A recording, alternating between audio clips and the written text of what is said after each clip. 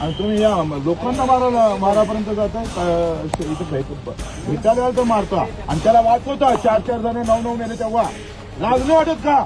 9 लोक मारले त्या फॅक्टरी त्याला तुम्ही संरक्षण देता आणि लोकांना मारताय. हे सांगितलं का सीएम फडणवीस साहेबांनी तुम्हाला? ते अपेक्षा आहे आम्हाला काय गुरडून पाहिजे तुम्ही? नाही तुमचा आमच्यावरच चालणार हो. तो पैसेवाला आहे ना, त्याला घ्या ना दाबून व्यवस्थित, घे ना बंदूक मारूनच द्या ना सगळे